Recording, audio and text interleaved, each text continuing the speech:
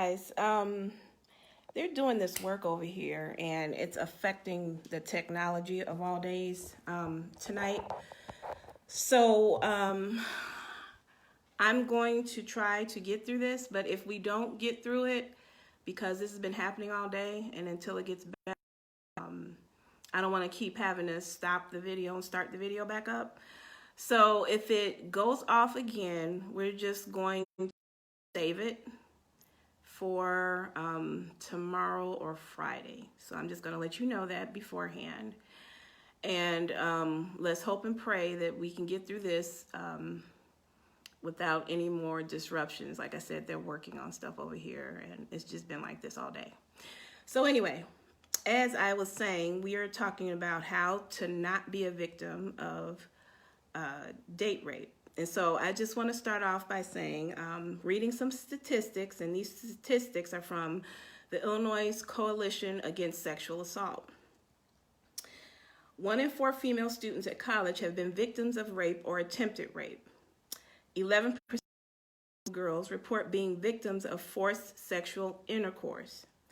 77% of rape victims were known to their attackers. 90% of acquaintance rape victims did not report the attack to the police. 50% of acquaintance rape involve alcohol consumption by the offender, victim, or both.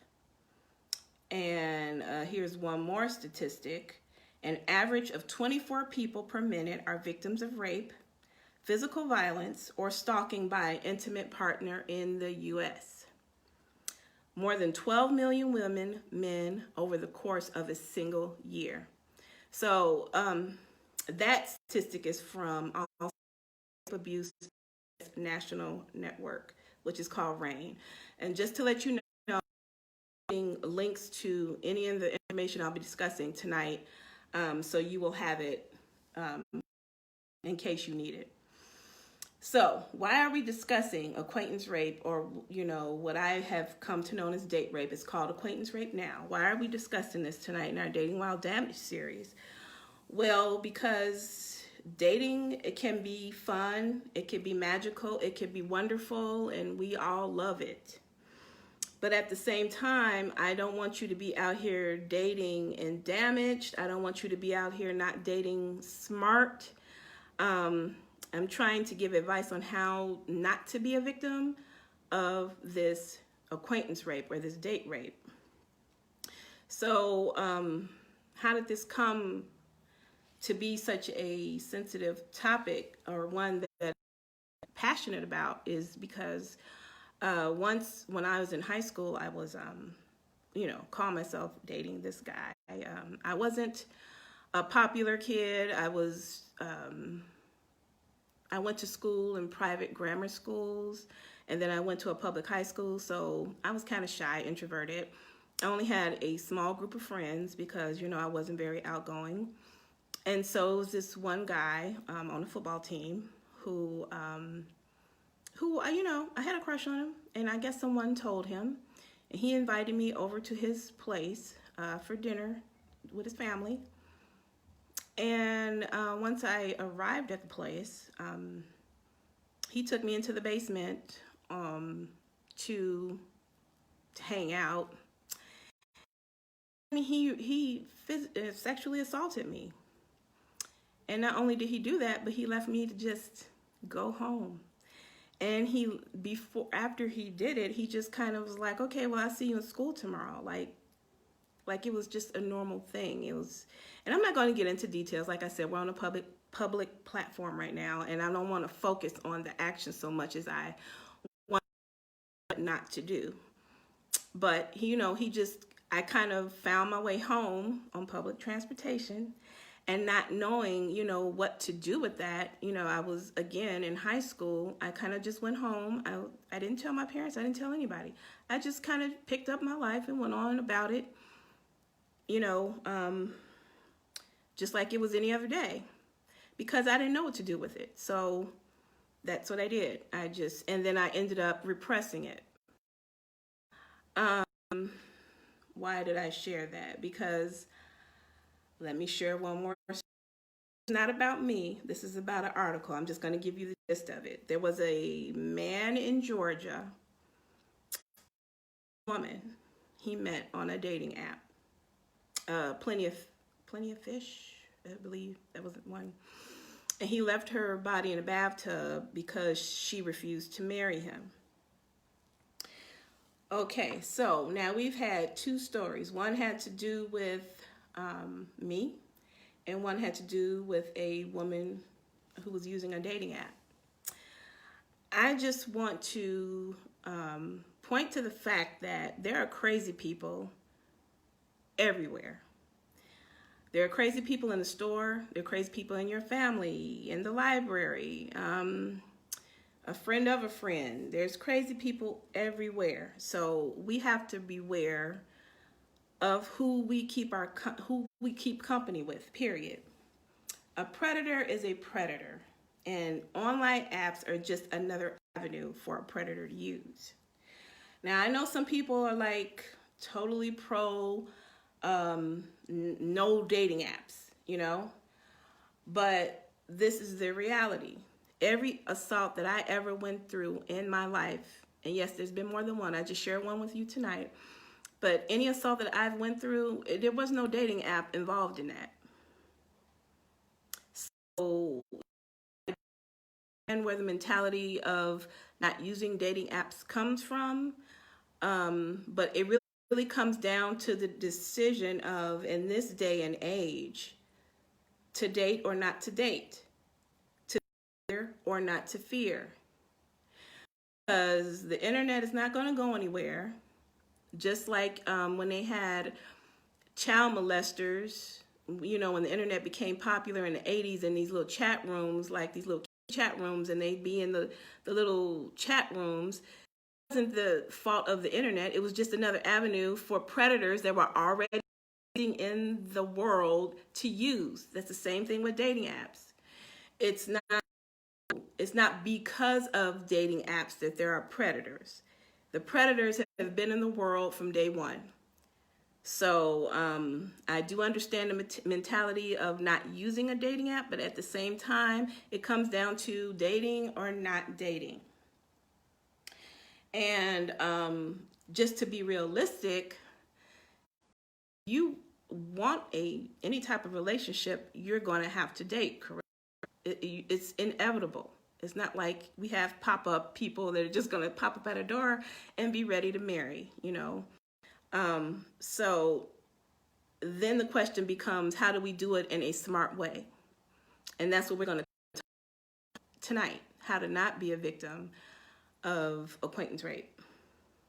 So if you know me at all, and I have my notes over here, so if I look away from the camera, please forgive me, because I'm trying to stay on point, because this is a sensitive topic and I just don't want to be all over the place. So if you know me, I'm about mindset. Let's work on the mind, because predators look for weak minds, okay? And so if you're a woman out here dating, you don't want to be out here dating with a weak mindset, a victim's mindset, a fairy tale ridden mindset. And what are the characteristics of that? Very fearful, scared, unsure, low self-esteem, looking for validation, unsure of your standards, naive, too trusting. Remember the story I shared at the beginning about me? Too trusting. Too nice. This type of thing will blind you to predators, because you won't be able to discern if they're a predator or not, if you're all caught up in being nice, if you've got all these fairy tales going on in your head, this is Prince Charming and all this other stuff. And I understand that being a woman, to be nice, to be accommodating, to be caring, although a lot of that is changing, generally speaking, we're expected to, accommodating, kind, trusting. And I'm not saying that you can't be while dating. I'm just saying you can't have a weak mind. You cannot be caught up in Prince Charming land because he does not exist in the first place. And we need to understand that when we're dating. And I just wanted to share this. I was watching this documentary on Netflix, and I cannot remember the name of it, but it was about human trafficking. And so this guy got on, he was a young guy, and he was the human trafficker, or the pimp, as I call them. And, you know, he got on and he was like, where does he seek these girls out? And he said, at the mall. And so I was like, okay, at the mall. How do you know whether or not somebody is a prospect for being human trafficked, you know, a prostitute basically? And he was like, I would just walk up to girls and I would say, you are beautiful. And if the girls just looked him back directly in the eye, said thank you, and kept it moving, he was like, that's a no-go. If the girl was like shy and just couldn't accept a compliment, she wasn't used to being called beautiful and all these type of things, then he knew that she was a potential candidate. So just from a compliment and a reaction, his predatory mindset was the one with the weak mind, the one that seems like she has low self-esteem, the one who's looking for validation. That's the one. That's the one who I can approach. That's the one who I can pimp. So I just, coming back to this thing of not having a weak mind when you're out here dating, you know, not having a victim's mindset. The only difference girls is one had a strong mind and one's mind she had a weak mind. So that's to say you cannot show that you're naive. Men think differently than women. But predators are always looking for a weak mind and a way in. They're always looking for what they get off the bat, you know. And having said that, in another article, and this lady, she was in a small town in Minnesota, and she was a single parent. And so she was just, you know, she was a working single parent. She had a 2-year-old son, and she was using a dating app to date. And because she had a small child, she had a hard time getting babysitters. So she had used this dating app for like, and so one guy she talked to for, I want to say, a few weeks. So we're talking at least 3. And for the first date, she invites him over to the house because she doesn't have babysitters because her child is so young and she can't find, you know, people she can trust. Now, I know the flags are going off. And I know. When I was reading it, I was like, oh my gosh, what did she do that for?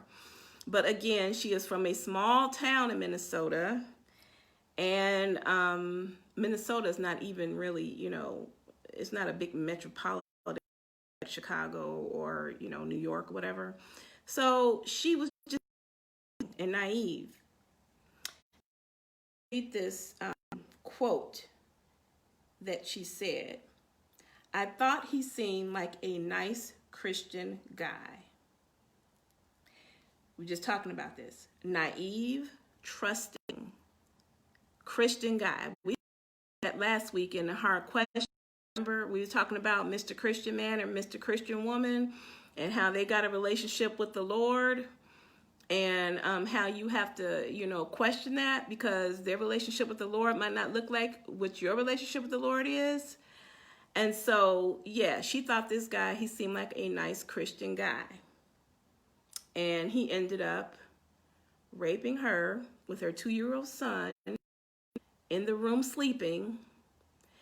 And to avoid him, she, you know, She didn't fight back because she didn't want, her son to be harmed.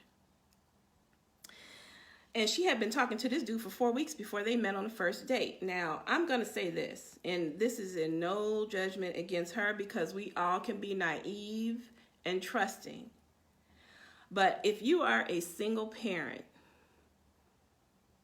and you have children, you do not have anybody you can trust with your children, and you want to date, you might have to put that desire on hold for the safety, not only of yourself, but for the safety of your children. When I, was raising my kids, I had to leave my husband. I raised them, as a single parent. I didn't even date. I wasn't even interested in dating. I mean, that's not to say that everybody is like me or anything. What I'm saying is, if you're going to date, make accommodations for your kids, and only with people that you totally trust, and never bring somebody to your home. Because your home is your palace. It's the place where you're the most vulnerable. It's the place you come to relax. It's the place where you feel the most safe. And so being quick to invite people that you're dating to your home, you're putting yourself at risk, and you're putting your children at risk if you are a single parent. So I'm telling you, if you do not have somebody to watch your children, just don't date. You will be okay. Single parenting is hard itself. Okay?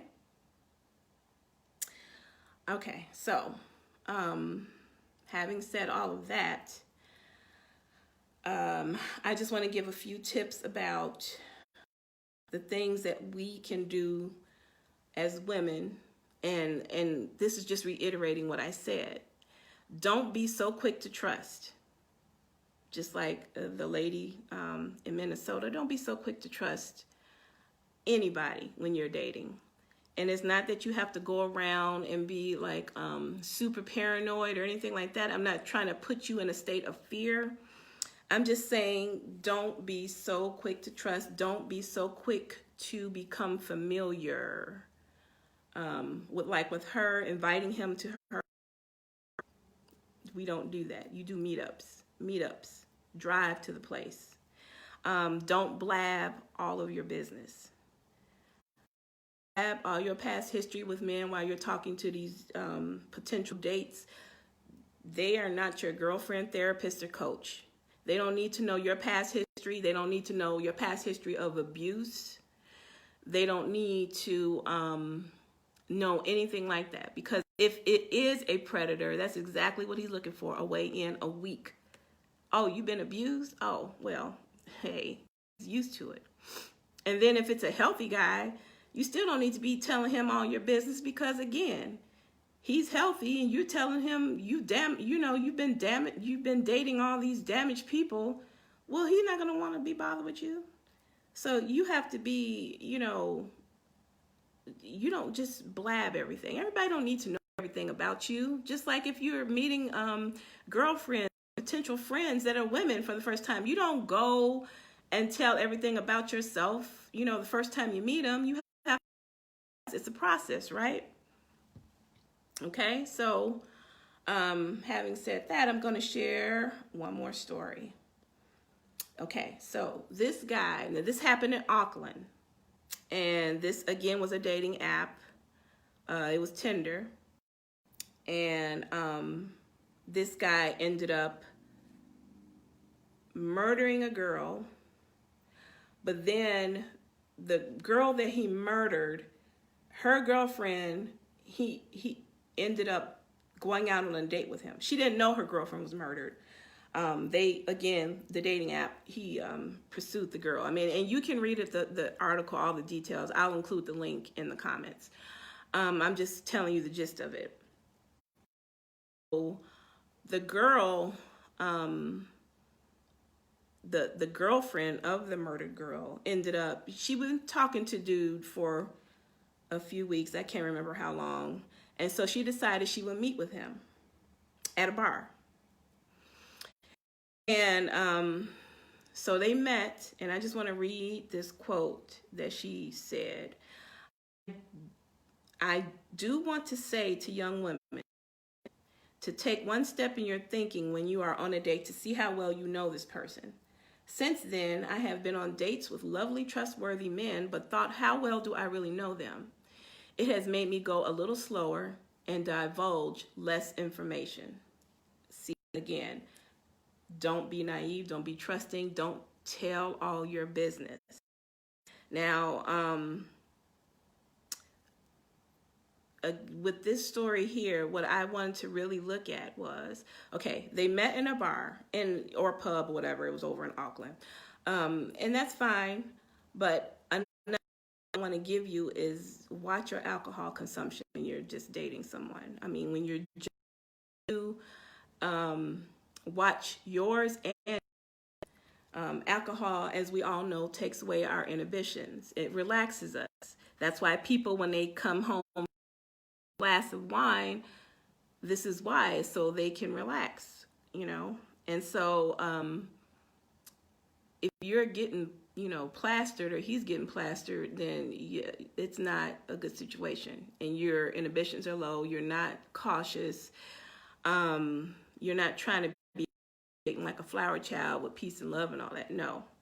So watch your alcohol consumption. I would say the first few dates you probably really don't need to be drinking. And if you're going to drink, keep it light, like to wine. Don't be drinking all that hard liquor that gets you, you know, where you can't even, because remember, you got to drive back home. You're meeting up. And you also, like I said, you want to keep your wits about you. And as any college girl can tell you, or anybody that's a clubber, they will put drugs in your drinks to lower, you know, to get you out your mind so they can rape you. You know, the date rape drink, they would do that. So to me, alcohol and first few dates, they just don't mix. And if you do want to do the alcohol thing, I mean, do it cautiously. Drink something light, like wine. If you know you can't handle a lot of drinking, then don't drink. Okay? This is your life. This is, you know, you're precious. Okay? So the next tip I want to give, and this is the most important, and we talked about this last week with the hard questions. When it comes, when you can't trust anything else, you can always trust your gut. So I'm going to read another quote from the same woman in this, the one I just read about. She said, I was feeling uneasy and my instincts had just kicked in, telling me to walk another way. He was a lot bigger than me, too. So if something went wrong, I knew I wouldn't be able to defend myself. So she was observant. In hindsight, it was a good decision. It was her intuition, her sense, her brain kept telling her this was strange, that was strange. Okay, so let me give you the background on that. She's talking about as she was talking to the dude, she just kept picking up on stuff and her brain was telling her this is strange, that's strange. And then after the date was over, he was trying to get her to walk with him to his car. And she was like, nah, she started feeling, you know, this stuff going off in her. And again, she was like, you know, he seemed like a nice guy, but there was just something on the, you know, the inside. We call it Holy Spirit, gut, intuition, God. And she started looking at him and his side. She was just like, nah, you know, I'm going to go this way. So she was observant. She was listening to her gut. She wasn't telling all her business. And she was just very intuitive through the experience, which saved her life. And he was doing all this and her girlfriend was dead up in his room in a suitcase, I think. I think he packed her in a suitcase. So listening to your gut, and your gut will lead you through the whole date. Your gut will enable you to still be nice and still enable you to ask the right questions and still be observant and still keep your wits about you. It'll help you to do all of that. Your gut will. So I want to go through some tips on how to be proactive and not reactive. So it's open. I'm sorry, somebody's at the door.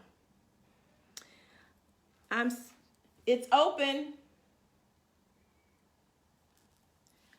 Anyway, so tips to protect yourself. Mace, accountability partner, stun guns, pocket knife, self-defense classes, learn to shoot. You don't have to, I know that seems like, but if you're comfortable, learning to shoot and being a registered gun carrier, there's nothing wrong with that. It's your life, and you might not have to use it, but you never know.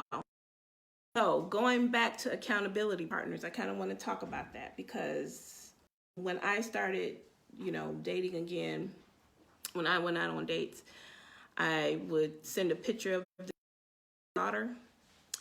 I would tell her, I'd give her the address of where I was going. If I went off the schedule, if we did something else other than what I said we were, I would text her and let her know. And if she wasn't home, I would let her know I got home okay. So I know we all grown. I know we grown women and all that stuff, but having accountability while you're out here dating, there is nothing wrong with that because, again, your life is precious. And so even with technology, they have these apps. I'm going to list them off here, and they're free. They're tracking. They're called Life 360, Follow Me, and Friends Finder.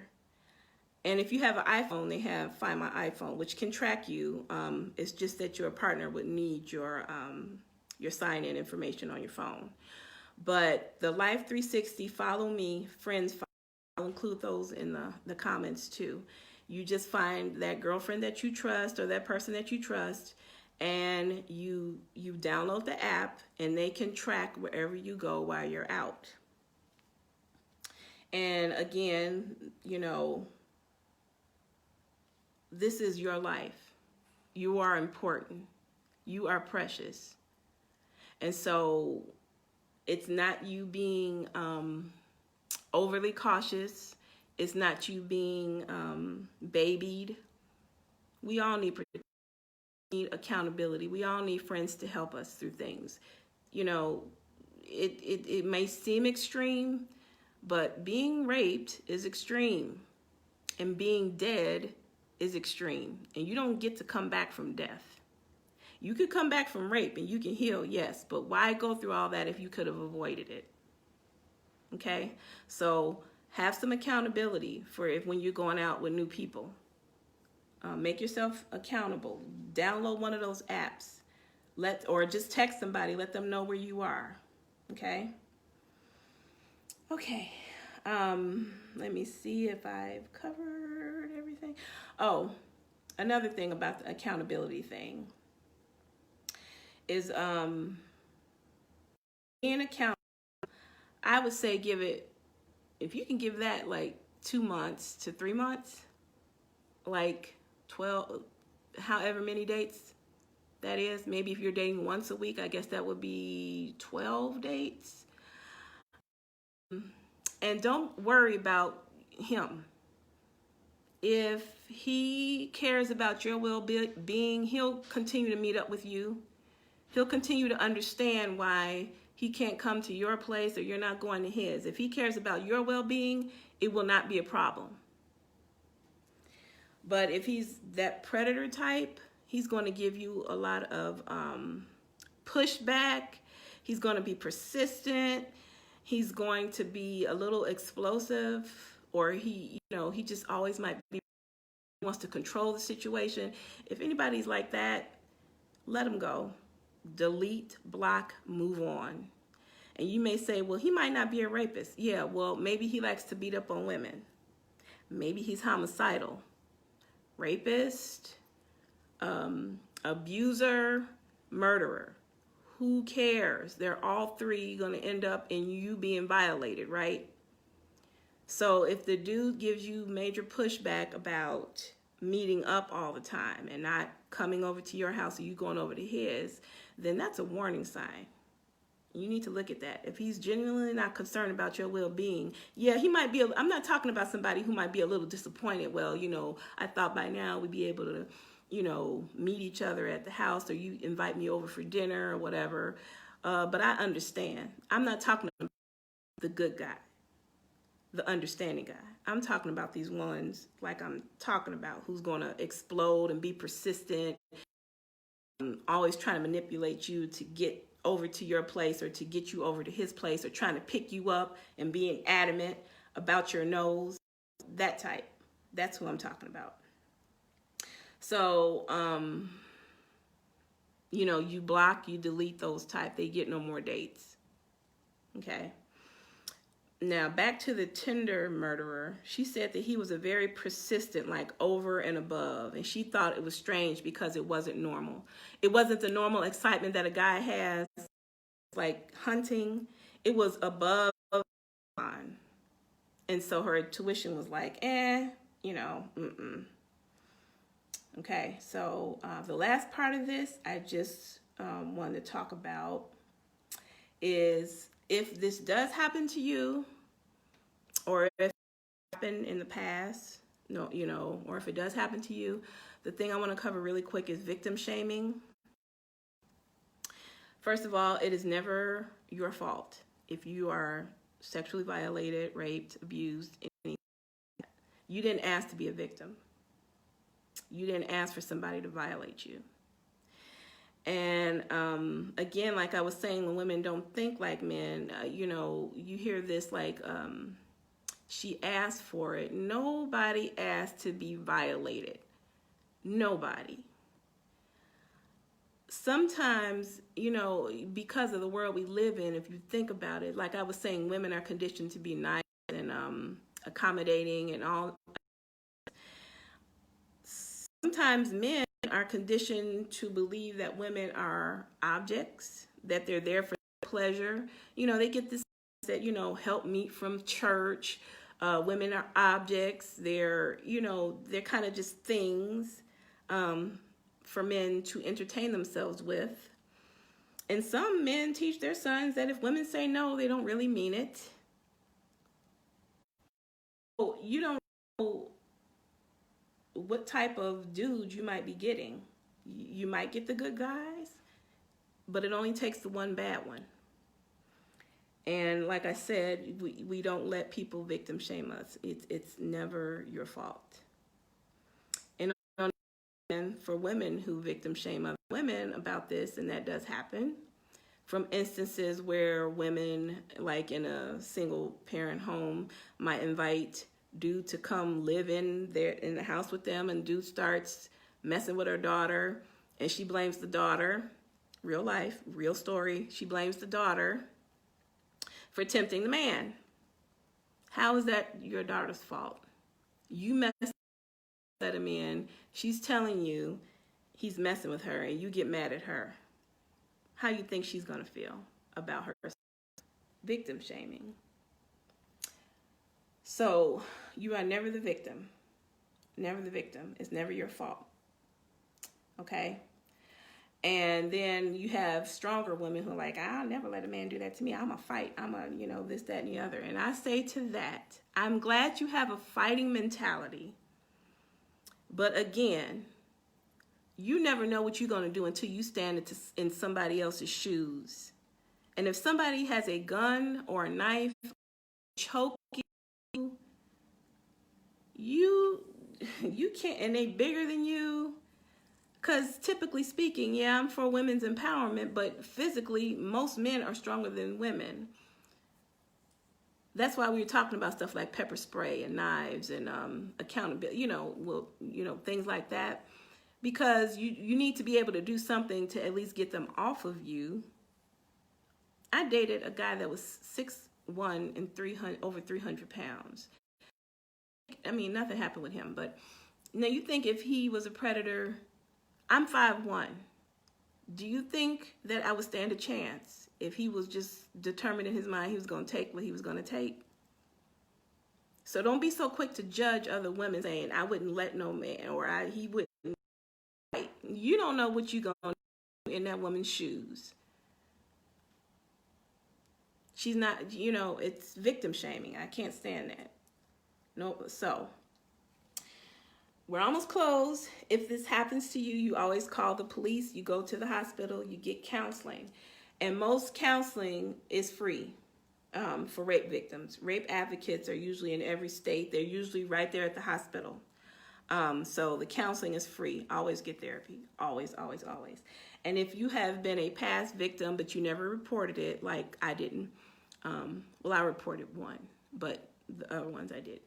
And you know that you're past the statute of limitations and all that, but you just feel like you need some healing. You just feel like there's some things in your life that you feel like you have a victim's mentality, that you're a self-sabotager, that you are maybe a commitment phobe. You just know that you need some healing in areas. I have a program called Beauty for Ashes that I can help you to heal through that. And you get to work one-on-one with me. And you're getting someone who's been on both sides. I've been the victim and I've been the victor. And so I want to help you to get to be the victor. So I'm really hoping and praying that I wish, I was really struggling with coming on and discussing this once God put it on my heart, because I was like, it's not fun, God. It's not a light subject that you can kind of incorporate into dating, And God said is what I want you to say. So I'm going to be obedient at the end of the day. And I'm so grateful for you, Terry, for being supportive, and for whoever is on replay. I pray that it has blessed you. I has given you empowerment to date, to not become a victim of this. I hope it's tools.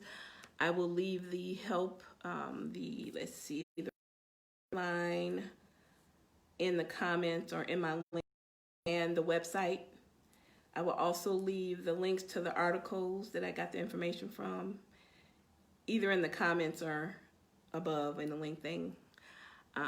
So if you have any questions, or you want to talk about this more or get healing, you can click on my link and book a consultation. I'm here for you. And this is Tina Lorraine, your purpose-driven life coach, and we made time. I mean, that first time it was acting all crazy, all these technical difficulties I was having today, but we made it through this second time. Thank the Lord. And now I have to go find a new stand for my phone. I had to prop this one up.